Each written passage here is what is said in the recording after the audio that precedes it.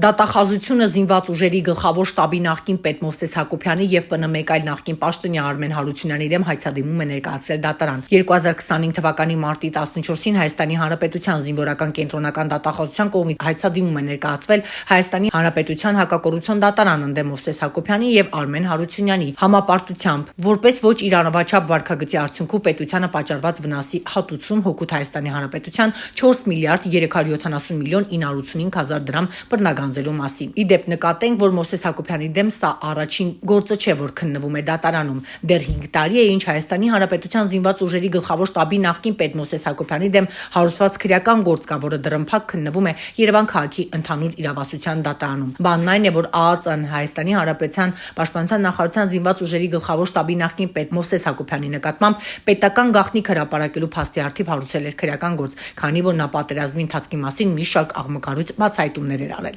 Արմուր լրատվականը իր շուրջ կատարվող իրադարձությունների մասին զրուցեց Մովսես Հակոբյանի հետ, ի պատասխան վերջինս հայտնեց. Որ պահանջում են լավ են անում, Դե ձեզանից են պահանջում։ Հա որտեղ տավարը պահանջեցին, ինչ ոնց են դարձրել։ Իսկ օրինաչափ, ոչ օրինաչափ վարքագիծ, սա ինչ է ենթադրում, պարոն Հակոբյան, ինչ վարքագիծ չեք դրսևորել, որ ուզում են ձեզանից այդքան գումար։ Չգիտեմ,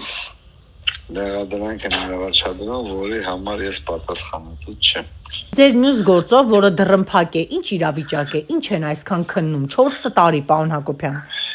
4 շատ բարդ գործեր քննում են։ Նիստերը կայանում են, պարոն Հակոբյան։ Վերջինը կայացել է 6 ամիս առաջ։ Ու էլ չի կայացել։ Իսկ ինչ պատճառաբանությամբ դատավոր չկա, դատախազ չի գալի, ինչ նախնդիրը որ չեն կայանում։ Տարբեր պատճառներ, նահատը ես չեմ։ Ես միշտ որ կանչում եմ գնում եմ։